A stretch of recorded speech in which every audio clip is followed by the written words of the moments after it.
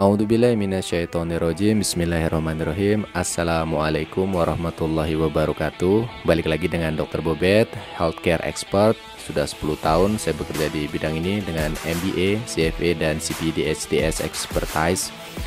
Kali ini kita akan membahas bagaimana untuk membuat perhitungan sebelum kita melakukan sebuah investasi besar atau capital budgeting analysis. Jadi di rumah sakit kita ketika sudah waktunya untuk pengembangan pertumbuhan, untuk pertambahan sebuah alat besar, sebuah investasi, maka kita harus menghitungnya dulu, menganalisanya dulu bahwa investasi tersebut apakah akan menguntungkan atau tidak, kapan balik modalnya, payback periodnya, apakah itu sebuah keputusan investasi bagus, bagaimana probability indexnya, bagaimana internal rate returnnya, dan bagaimana net present value-nya. Jadi ketika mengeluarkan uang untuk membeli alat tersebut sudah membuat perhitungan matangnya. Nah, capital budgeting analysis ini template-nya. Ini dimulai dari revenue template-nya dulu ya. Jadi kita harus bisa membuat apa saja pendapatan-pendapatan yang akan didapat ketika layanan baru ini akan dihadirkan. Jadi investasi, contoh kita akan membuat tambahan layanan baru bedah saraf. Nah, bedah saraf ini untuk kebutuhan utamanya adalah sebuah CT scan, let's say seperti itu. Misalkan kita belum ada layanan CT scan tersebut. Nah, di revenue template-nya ini ditambahkan dulu, misalkan untuk CT scan itu nanti kasus-kasus apa saja yang akan menjadi klaim tambahan. Let's say rumah sakit kita adalah rumah sakit BPJS-an. Nah, sebelum ada CT scan, kasus ini tidak bisa diklaim, tetapi setelah ada CT scan, kasus-kasus itu bisa diklaim dengan adanya alat radiologi CT scan baru itu. Nanti ditambahkan di sini, dimasukkan. Nanti ada contohnya, saya perlihatkan. Kemudian pendapatan layanan apalagi dengan adanya investasi tersebut, maka pendapatan-pendapatan baru itu bisa didapatkan. Pendapatan tindakan lainnya misalkan jika ada sewa alat. Nah, yang kemudian yang sebelumnya merujuk ketika rumah sakit itu belum punya CT scan, dia akan merujuk keluar. Nah, merujuk keluar, bayar ke rumah sakit lain yang tempat kita rujukan untuk CT scan-nya tersebut, itu dialihfungsikan menjadi revenue di sini. Ya, nanti ada contohnya. Yang kedua, setelah revenue adalah cost atau biaya. Nah, biaya ini setiap bulan kita harus mengeluarkan biaya apa saja dengan adanya investasi itu, dengan adanya layanan baru tersebut. Seperti gaji pegawai, jasa medis dokter, let's say CT scan tadi ya. Berarti kan harus ditambahkan radiologi, dokter, kemudian ada jasa yang lainnya, misalkan cleaning service-nya, terus bagaimana untuk PMHP-nya, film, reagennya, filmnya, bagaimana untuk CT scan tersebut. Jika memang jenis CT scan-nya itu masih menggunakan film, jika sudah otomatis sudah online, itu untuk biaya listriknya dan sebagainya, izinnya bagaimana dan seterusnya.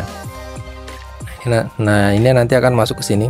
Untuk capital budgeting analisisnya, revenue-nya akan masuk ke sini, kemudian cost-nya akan masuk ke sini. Nanti di contohnya lebih lengkap, ada cash operasionalnya berapa.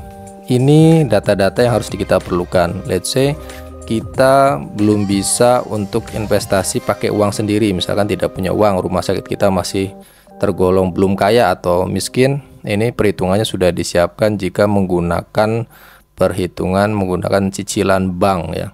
Kalau misalkan dia punya uang sendiri lebih mudah lagi. Jadi initial working capital di sini langsung dimasukkan saja, punya uang berapa dimasukkan untuk capital budgeting ini. Tapi kalau rumah sakit kita belum punya uang, kita minjem atau ngangsur ke bank, sudah disediakan bank interest rate-nya nanti bisa berapa untuk perhitungannya. Nah, ini capitalization rate atau K ini adalah angka rate return, saya ambil 10% untuk yearly-nya ya. Untuk tax rate-nya saya ambil 15%. Ini bisa disesuaikan dengan kondisi saat Bapak Ibu menganalisa investmentnya. Jadi ke saat kondisinya itu bagaimana. Nah, ini untuk revenue, cost-nya masuk sini, cost operasional masuk sini. Ini terminal value. Terminal value ini adalah angka ketika alat itu sudah melewati usia produktifnya. Let's say CT scan tadi, CT scan-nya sudah usia 10 tahun dan mau dijual, itu angkanya jadi berapa harganya. harga dijual, karena kan harus ada masa habisnya dan akan dijual ya. Ini menggunakan time value of money atau kita future value kan tetapi di present value kan. Artinya apa? Di discount rate kan sampai 10 tahun ke depan harganya berapa. Kira-kira nanti harga jualnya seangka di situ. Lanjut, ini untuk cicilannya nanti ada contohnya lebih detail. Ini jika misalkan nggak pakai bank, nggak pakai installment cicilan. Depresiasinya kita hitung. Kalau di sini depresiasinya pakai garis lurus, dan kalau untuk alat besar saya cenderung menghitungnya menggunakan 20 tahun. Jadi garis lurus dibagi rata setiap bulan, setiap tahunnya berapa. Ini cicilan banknya, ini EBITDA-nya, EBIT, ini tax-nya berdasarkan tax rate di atas tadi yang 15% ini. Kemudian kita dapat earning after tax-nya berapa setelah dikurangi tax. Kemudian cash flow-nya berapa. Nah, ini yang kita gunakan untuk menghitung net present value, IRR atau internal rate return, kemudian payback period dan profitability index. Payback period tidak pakai ini, dia langsung dengan cash flow saja. Apa bedanya, apa detailingnya nanti akan dijelaskan pakai contohnya sekalian agar bisa lebih detail dan lebih jelas. Present value adalah time value of money. Jadi nilai real sebenarnya berdasarkan tahun berlalunya. Jadi angka value-nya itu akan selalu sesuai. Jadi kalau angka nilai nominal kita itu kan terpengaruh dengan inflasi. Nah, langsung ke contohnya saja. Contohnya kita mau mengadakan sebuah CT scan, let's say 128 slice ya. 128 slice dengan harga 8 miliar. Ini contohnya saja. 8 miliar. Kemudian kita nggak punya duit nih 8 miliar, mau pinjem pakai bank, salah satu bank di Indonesia. Bank itu nawarin 5 tahun itu jadi 10 tahun itu menjadi 13 miliar something dengan interest rate-nya itu 5% per tahun. Untuk capitalization rate-nya kita ambil 10%, ini sebagai opportunity cost, sebagai discounting rate-nya itu 10%, tax rate-nya saya ambil 15%. Ini normal untuk di waktu sekarang. Jika nanti di masa depan berubah, Bapak Ibu tinggal sesuaikan saja ya. Kita mulai dari revenue dulu. Dengan adanya CT scan tersebut, maka ada kasus-kasus BPJS yang sebelumnya tidak punya alatnya, maka akan bisa diklaimkan setelah punya alat CT scan ini. SC contohnya adalah klaim dari kasus-kasus stroke ya, ada edema cerebral, ada perdarahan, ada hidrocephalus dan sebagainya. Kita masukkan di sini. Kita masukkan di sini sebagai kolom revenue-nya atau cash inflow-nya ya. Ini untuk volumenya itu menyesuaikan dari rumah sakit Bapak Ibu, seberapa sering dan seberapa banyak. Ini tidak harus segini ya, ini dicontoh saja.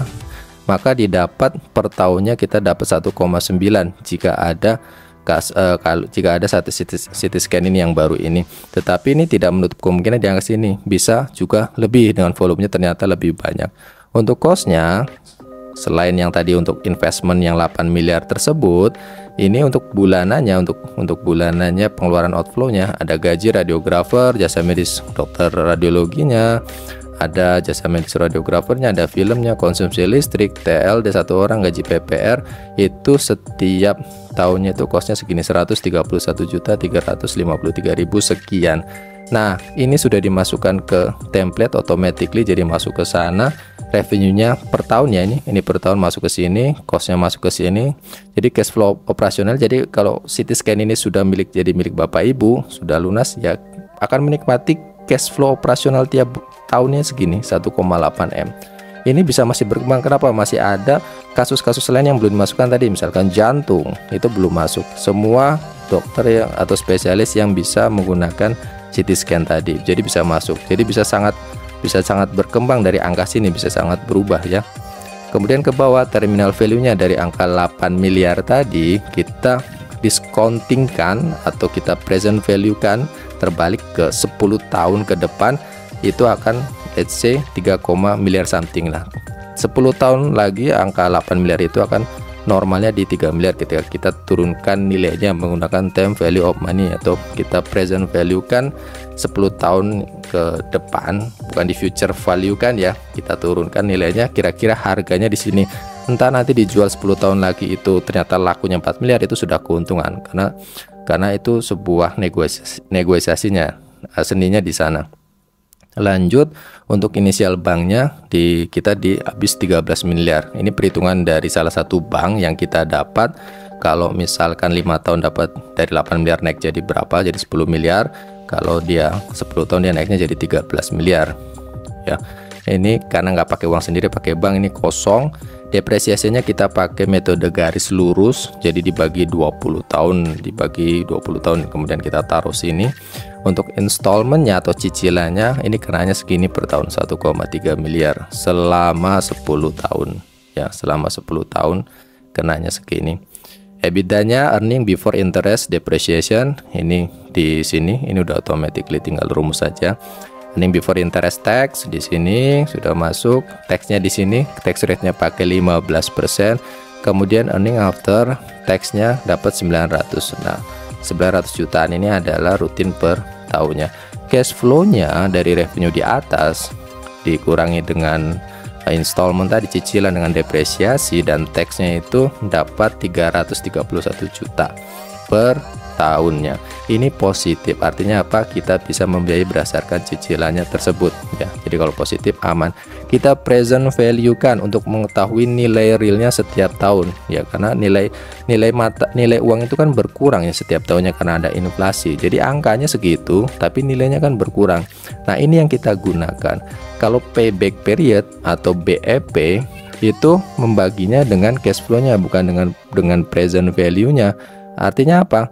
Dia akan membagi sesuai dengan angkanya, nominalnya, bukan dengan value-nya ya. Ketika di present value kan itu akan real sesuai dengan nilainya per tahunnya, itu keuntungannya. Makanya ketika kita capital budgeting analysis ini tidak hanya menggunakan payback period, tapi ditambahkan dengan net present value atau NPV, IRR atau internal rate return, dan profitability index. Nah, ini yang kita gunakan untuk menganalisis. Kita mulai dari payback period dulu, yang paling umum, yang paling banyak. Ini ketika kita payback period kan BEP-nya akan nanti di 39 tahun 31. Ini kenapa? Ini kalau kasusnya rumah sakit ini apa? Ini installmentnya terlalu besar karena dia ngambil 10 tahun, 8 miliar menjadi 13 miliar. Nah, ini besarnya di sini. Kalau dia pakai 8 miliar, kita coba. Kalau dia pakai punya uang sendiri, tuh 23. Ini maka payback periodnya tidak sampai 39 tahun ya. Sampai 39 tahun. Ya payback periodnya hanya 10 tahun. Nah, ini kemakan sama banknya ini. Banknya ini yang 13 miliar bikin jadi 39 tahun. Nah, ini 13 miliar tadi ya. Ini jadi kemakan di sini, bedanya di situ. Tadi yang pakai bank dia payback periodnya 39, hampir 40 tahun. Tapi kalau dia punya uang sendiri dengan 8 miliar, kita ganti 8 miliar. Kita ganti 8 miliar itu payback periodnya itu nggak sampai 30, hampir 40 tahun, tapi 10 tahun sudah balik. Nah, ini pentingnya menganalisa. Jadi karena ini gampang-gampang pakai bank, enteng, ternyata payback periodnya hampir 40 tahun. Mending punya uang sendiri. Nah, itu salah satu contohnya. Dan depresiasinya kita masukkan di sini. Kalau depresiasi bisa dimasukkan, bisa tidak. Untuk aman ya kita masukkan karena harus mengganti kan. Walaupun kita ada terminal value nanti dapat tambahan uang di sana. Nah, itu untuk payback period atau banyak orang bilang BEP. Oke. Net present value-nya kita sampai di ujung ini masih negatif. Ini menjadi bahan pertimbangan. Walaupun setiap bulannya cash flow-nya itu sudah positif di sini, artinya apa? Ini bisa diambil, berani ambil, berani. Kalau kita mau panjangkan perhitungannya sampai 20 tahun sesuai angka depresiasinya, ini akan net present value-nya akan positif. Ini pun besarnya karena installment tadi, karena cicilan banknya habis di sana. Habis buat bayarin bank sebenarnya ya. Jadi kita nggak untuk kita selamat, insya Allah setiap tahun bisa dan mampu. Tapi kita bayarin buat si peminjam uangnya, si lendernya di sini di installmentnya ya. Kalau ini bisa diatur lagi, bisa tidak pakai uang bank yang bisa lebih besar ya. Ini masih bisa dieksekusi, dan depresiasinya kan juga masuk di sini ya. Kemudian apa itu net present value? Net present value adalah value untuk investment kita ini di ujungnya itu akan positif atau negatif realnya ya. Jadi kalau di sini negatif, kalau mau amannya kita benerin dulu, entah revenue-nya kita benerin tadi, cost-nya atau pembayaran di sininya. Ya, ini untuk mengutak-atik di dalamnya dulu. Kalau misalkan cash flow-nya di sini positif, ya kita berani ambil, kita berani ambil. Insya Allah tidak apa-apa. IRR itu adalah seberapa persentase dari investment ini, berapa hasilnya. Jadi bentuknya persentasenya, ya, kemampuan value-nya. Kalau nominalnya dari net present value, kalau IRR-nya adalah minus 9,45%. Kalau contohnya di cash ini kemampuan return-nya masih negatif, karena present value-nya juga masih negatif, jadi harus dibenarkan dulu. Profitability index apa? Jadi setiap Rp1 yang kita keluarkan, kalau ini kan 8 miliar ya, itu akan menghasilkan berapa profitability ratio-nya. Di sini ini nggak nyampe 1, masih negatif. Angka kasus di sini saya tidak menampilkan yang positif-positif, semua yang negatif juga. Angka di sini apa? Artinya apa? Ketika kita memaksakan dengan bank, kita lihat di sininya saja itu aman, kita bakal dapat 2 segini. Ketika di sininya kita lihat tidak aman, ya. Jadi harus ditekan lagi, dikuatkan lagi. Kebanyakan kita pemilik rumah sakit atau direktur rumah sakit, yang penting tiap bulannya aman, lolos terus saja. Ternyata net present value-nya negatif, IRR-nya negatif, profitability index-nya negatif, payback period-nya tinggi. Jadi jebakan-jebakan seperti ini harus diperhatikan dan pikirkan secara matang. Itu mungkin teman-teman yang bisa saya sampaikan tentang capital budgeting analysis. Kesimpulannya adalah ketika ingin menginvestasikan sesuatu, kita harus mengukur dan menghitungnya dengan matang. Terima kasih.